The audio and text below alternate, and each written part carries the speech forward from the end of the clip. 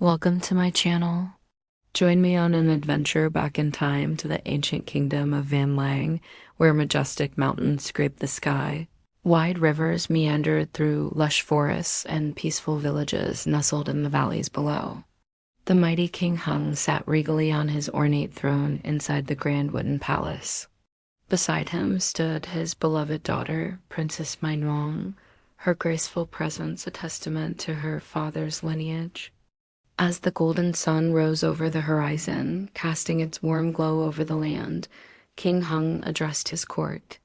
In days gone by, there lived two powerful gods, Sun Tin, the mountain god, and Thuy Tinh, the water god.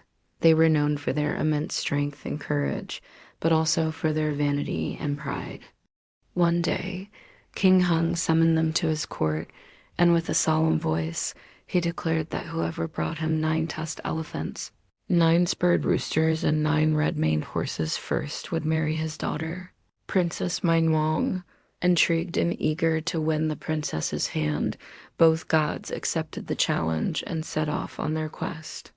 As Sun Tin rode his massive white elephant, his shimmering green armor glistened in the sunlight, and in his hand he held a staff of solid stone. With each step, the ground trembled, and the elephant's tusks seemed to touch the clouds. But Sun Tin was not alone. By his side roamed all manner of forest animals, from nimble squirrels to fierce tigers, from wise old turtles to swift deer. Each creature followed him willingly, drawn to his noble spirit and the promise of adventure. Meanwhile, from the ocean horizon, Thuy Tinh emerged astride a giant sea monster, its many heads rearing like angry dragons. She wore glowing blue armor adorned with shells and seaweed, and in her hand she held a staff shaped like a crashing wave. The very air around her crackled with energy, and the sea monster moved with the grace of a dancer, cutting through the waves. Accompanying Thuy Tinh were all manner of sea creatures, from playful dolphins to enormous whales, from colorful fish to fearsome sharks. They swam alongside her, eager to do her bidding and claim the grand prize.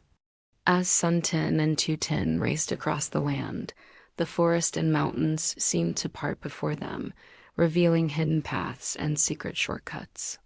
They chased each other through dense jungles, over cascading waterfalls, and across sun-dappled meadows. The thrill of the competition spurred them on, and neither god dared fall behind. But soon, the finish line came into view, the majestic palace rising before them like a beacon. And it was Sun Tin who reached it first, dismounting from his elephant and striding toward the palace gates. The people of Van Lang erupted in cheers, celebrating their champion. Inside the palace, King Hung and Queen Mother were overjoyed, and they welcomed Sun Tin and his followers with open arms. The wedding of Sun Tin and Princess My Nuong was a grand affair, with music, dancing, and feasting lasting for days. The entire kingdom rejoiced, for they knew their princess had chosen wisely. Yet as the celebrations drew to a close, a dark cloud appeared on the horizon, growing larger and more ominous by the second. From its depths emerged Thuy Tinh, her face pale with fury, her armor and sea monster dripping with seawater. She had arrived too late, and her anger knew no bounds. Summoning all her might, she commanded her sea monster to unleash a torrent of water, flooding the land and drowning the cheering crowds. Dark storm clouds gathered overhead, blotting out the sun and plunging the kingdom into darkness. In the distance, Sun Tin and My Nuong watched in horror as wave after wave crashed over the palace walls, carrying away precious artifacts and engulfing the once proud kingdom in chaos. Fearful cries filled the air as villagers fled to higher ground, abandoning their homes and possessions. The devastation was immense, and the very foundations of Van Lang trembled before the wrath of the ocean. Determined to protect his people and his new bride, Sun Tin sprang into action. Lifting his staff high, he called upon the powers of the mountains, and the earth rumbled beneath Thuy Tinh feet.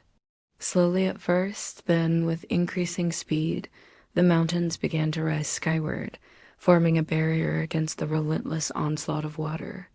Peak after peak shot up into the stormy heavens, some reaching so high that their summits disappeared into the clouds. With a final mighty heave, Sun Tin raised the last mountain range, completing the wall that would protect Van Lang from the raging sea. But this was only the beginning. Thuy Tinh, enraged by Sun Tin's defiance, unleashed the full force of her power, summoning giant sea serpents to breach the mountain wall. Roaring beasts with many heads and tails, they crashed into the mountainside, sending rocks and dirt tumbling down the slopes. Yet the mountains held firm, and the sea serpents, exhausted and wounded, retreated back into the churning waves. Determined to end this watery onslaught once and for all, Sun Tin led his animal companions through a secret passage beneath the mountains. Emerging on the other side, he faced Thuy Tinh and her sea monster, now wreathed in a cloud of swirling mists. Here, in the heart of the conflict, the true battle raged. The ground shook as elephants clashed with sea monsters. Tigers fought off giant squid, and eagles battled strange, terrifying fish. Amidst the crashing waves and deafening roars, Sun Tin and Thuy Tinh faced off, their staffs flashing like lightning in the gloom. The tide of battle ebbed and flowed, neither god able to gain the upper hand. But as the fight raged, the mountains groaned and the seas roared.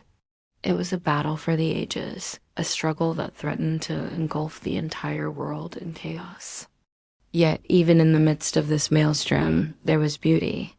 Sunlight pierced the clouds, illuminating dancing water droplets, while rainbows arched over the raging seas. Rare flowers bloomed, their petals glistening with water, and animals big and small paused in their battles to marvel at the spectacle.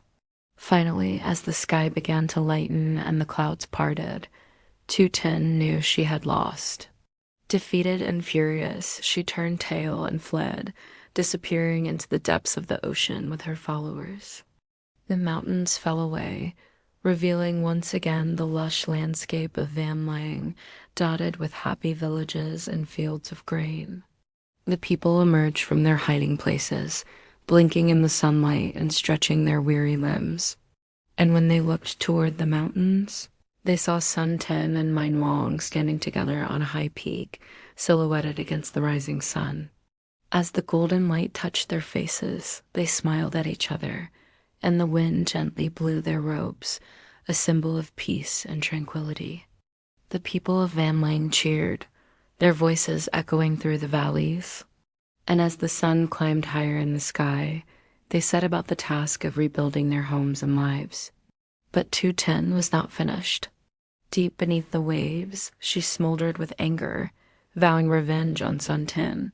Her glowing eyes burned with hatred, and her every thought was consumed with plans for retribution. The ocean around her churned and roiled, mirroring the turmoil in her heart. For now, she lay in wait, gathering her strength, knowing that one day she would rise again and challenge Sun Tin to a final, epic battle. And so it was that the great flood receded, leaving behind a land both battered and beautiful. Yet from then on, every year the sky darkened and the waters rose, reminding the people of Van Lang of the eternal battle between Sun Tin and Thuy Tinh, the mountain god and the water god, forever locked in their watery war.